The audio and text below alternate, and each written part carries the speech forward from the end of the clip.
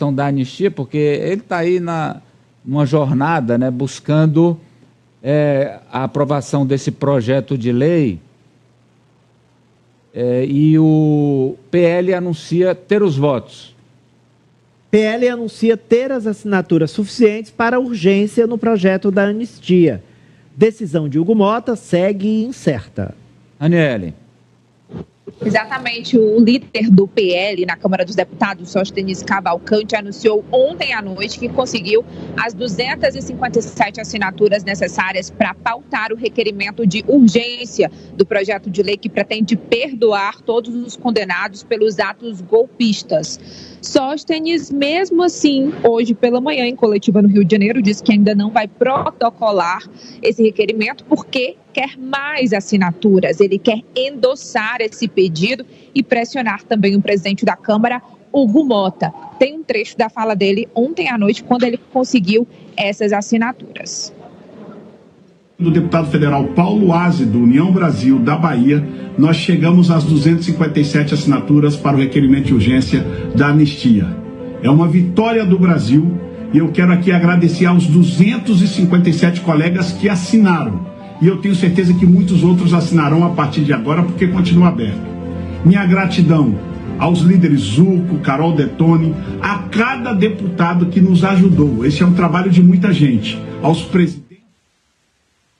Bom, pela minha apuração, com quem eu conversei, o PSD, por exemplo, de Gilberto Kassab, liberou a bancada. Isso oficialmente, mas extraoficialmente, o presidente do PSD, de acordo com minha fonte, disse que o melhor seria que os integrantes da bancada votassem a favor do projeto de lei da anistia. Do Republicanos, 27 parlamentares, também de acordo com minha apuração, assinaram esse requerimento de urgência. Do Partido Progressista, de Ciro Nogueira, a quem Sóstenes agradeceu pessoalmente, todos os deputados federais foram orientados a votar a favor, inclusive os dois do Piauí, Júlio Arcoverde e Átila Lira, também assinaram esse requerimento de urgência. A gente lembra que Bolsonaro esteve reunido com Hugo Mota, presidente da Câmara, nessa semana, a gente mostrou aqui, e nesta conversa eles teriam chegado a um meio termo, como a gente já havia sinalizado, em uma possibilidade de acordo, inclusive, com o Supremo Tribunal Federal.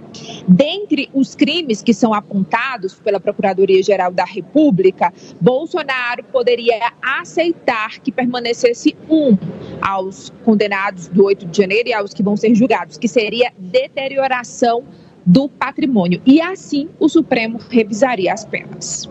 Um negócio que é um negócio mesmo. Olha, é claro que no Brasil nada pode nos surpreender. Quem já viveu, vou completar agora dia 28, 60 anos, o professor Vila viveu uns 2 anos a mais do que eu, deve ter uns 61. Já vimos muitas coisas acontecerem. Agora, isso é muito surpreendente, professor, que agora a gente está dizendo aos ministros do Supremo quais são os crimes que eles podem aplicar, qual é a pena que o ministro do Supremo pode aplicar. Quer dizer, o ministro não tem mais que olhar, não é a lei, não, o que é que prevê a legislação sobre os crimes que foram atribuídos aos acusados. Meu Deus, quando você dispuser das imagens aí, Nájila, vamos mostrar mais uma vez, eu acho até didático, o que aconteceu. É isso que a gente quer dizer que não houve?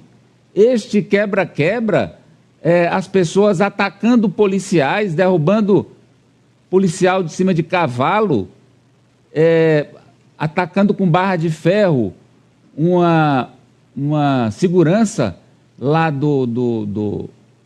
acho que do Supremo Tribunal Federal. É isso que a gente quer ignorar, fingir que não aconteceu. Aliás, esse projeto da anistia, professor, ele, que é de 2022, quando ele foi concebido, o 8 de janeiro ainda nem tinha acontecido, professor. Olha, Amadeu, vamos aí por partes, né? Primeiro, o deputado Sóstenes não mostrou a lista dos 257. Pode ser um blefe. Segundo, vamos ver que tem a 257 e ele vai protocolar. Entre protocolar e os deputados confirmarem a assinatura, já inúmeras vezes ocorreu dos deputados retirarem a assinatura. Então vamos, nesse ponto, aguardar, né, ver o que é que vai acontecer. Agora, realmente vai entrar nos anais do Supremo Tribunal Federal e dos juristas, ao menos do mundo ocidental, uma forma que a Suprema Corte dos países, algum ex-presidente possa determinar, num país democrático, né, que nós somos hoje, vivemos em plena democracia, em plenas liberdades democráticas, que pena ele pode aceitar. No caso dele, é bom lembrar que foram 5 crimes, e de muitos que estão nessas imagens que nós estamos vendo, também, né, ou 5 ou 4 crimes. Então, não cabe alguém que está, a denúncia foi aceita, hoje é réu, determinar os crimes que ele pode aceitar que tenha cometido e as eventuais penas sobre esses crimes. Então, você, a torcida do Flamengo, se um dia formos julgados por 3, 4 crimes, nós vamos chegar lá e falar, olha, eu não quero esses 3, eu só quero esse. E, curiosamente, o que ele quer é o que tem a pena mais baixa, né? Que vai levar, inclusive, a um cumprimento em liberdade, né? E é o mais leve também no sentido institucional. Retira a questão de golpe de Estado, de abolição violenta do Estado Democrático de Direito e de formação de quadrilha. E fica uma questão restrita a patrimônio público, né, que são os outros 2 crimes com penas leves. Então, não cabe ao ex-presidente determinar o que ele aceita ou não, não cabe ao PL aceitar o que aceita ou não, e nem aos deputados, né, da Câmara dos Deputados dizer o que é possível ou não. A questão pode ser resolvida de outra forma, lá na frente, lá no futuro, quando, se for o caso, e cada caso é um caso, eventualmente, algum recurso por algum defensor e aquele seu cliente que foi condenado, por exemplo, hipoteticamente a 12 anos de prisão, se revista a pena, ou alguém a 14 anos, se revista. E depende também de muitos fatores, saúde, idade, se é uma senhora que tem 2 ou 3 filhos que precisa cuidar, etc. E uma série de outros fatores que a legislação contempla.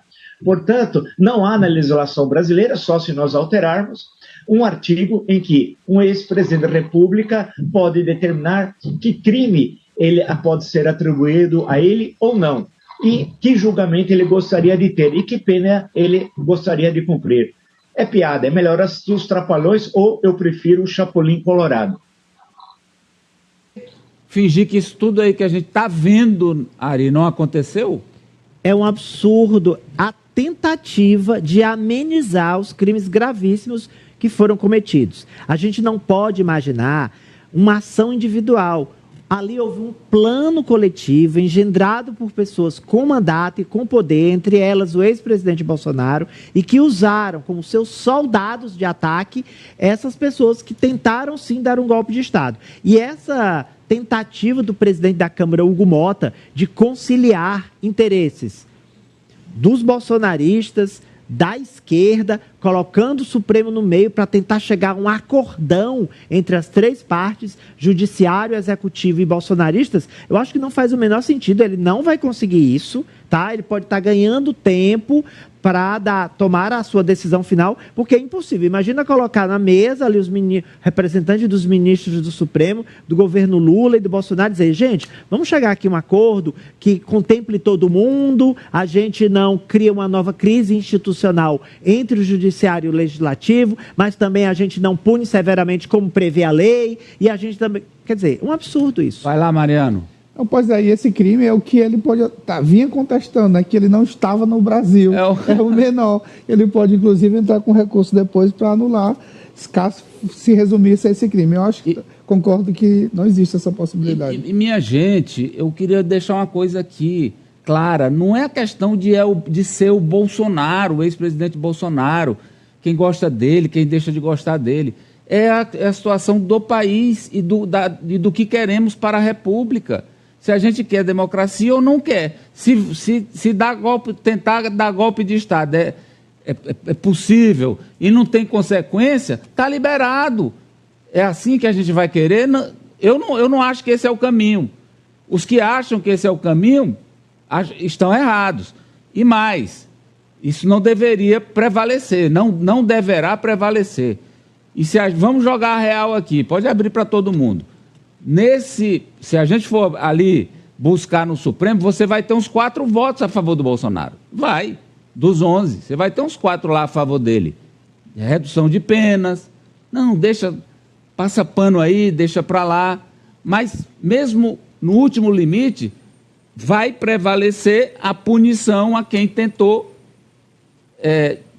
um golpe, tentou modificar a democracia brasileira. Raniele Veloso volta de Brasília, inclusive com a informação de que o Hugo Mota está querendo mexer no projeto. Não, pois é, porque talvez não tenha ficado claro para vocês, mas o que eu estava falando sobre a possibilidade de acordo que teve a reunião entre Hugo Mota e Bolsonaro é alteração no projeto de lei para esse crime apenas. Então, esse seria o consenso. O próprio ministro Gilmar Mendes do Supremo Tribunal Federal já falou na possibilidade de rever algumas penas. Ontem, a ministra Gleisi Hoffmann, aqui da Secretaria das Relações Institucionais, ela também falou nessa possibilidade de rever penas, apesar de depois ter tentado ali corrigir a sua fala. Então, o que o Hugo Mota está querendo fazer é não se indispor, inclusive com o Supremo Tribunal Federal, e está tentando manter esse diálogo com o ex-presidente Jair Bolsonaro para chegar a esse meio termo. Porque na Câmara há uma maioria de deputados, é o que eu escuto nos corredores, de que se a anistia for pautada, ela vai ser aprovada. Claro que muitos que falam isso são deputados da oposição. E sobre o fato do deputado Sóstenes não apresentar a lista dos parlamentares que assinaram a urgência, é uma estratégia. Apurei que ele não vai liberar esses nomes enquanto não protocolarem oficialmente, porque eles temem um assédio por parte, inclusive, do governo, para que alguns parlamentares retirem seus nomes, porque isso pode ser feito até o dia em que ele protocolar. Agora, se é correto ou não, realmente, como vocês avaliaram, acredito que a pena deve ser pedagógica para que isso não volte a ocorrer, portanto, devem responder por todos os crimes. Raniele, o deputado Hugo Mota, ele ainda está no Brasil, ele viaja para os Estados Unidos. Essa decisão sobre urgência da anistia é só para depois da Páscoa? Para depois da Páscoa. Inclusive, hoje ele já liberou a pauta da próxima semana, que não vai ser presencial, mas sim temos sessões para os dias 14 a 18 de abril, com ordem do dia. Inclusive, tem aqui um pedido de urgência, mas não é sobre isso. A gente recebeu hoje aqui a pauta porque não teve reunião de líderes ontem. Professor Vila.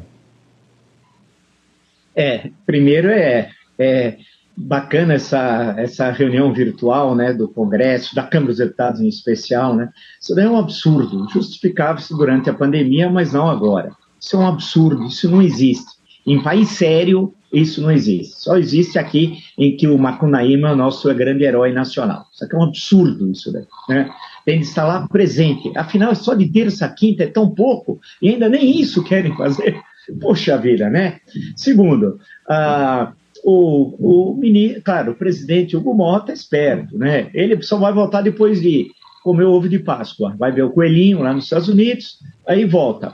Com isso, ele espera diminuir a tensão política. É uma estratégia, tudo bem. Porque ele foi eleito com aqueles votos, né, dos bolsonaristas. Entende-se, compreende-se politicamente a forma de ação dele. Agora, a questão que se coloca depois da Páscoa, é bom lembrar que o dia 21 de abril, feriado nacional criado pela República na segunda-feira, né, posterior à Páscoa, aí vamos ver como é que essa coisa vai tramitar. Tramitar essas propostas apresentadas, ou pseudo-propostas, é um absurdo. Em termos legais, isso não para em pé.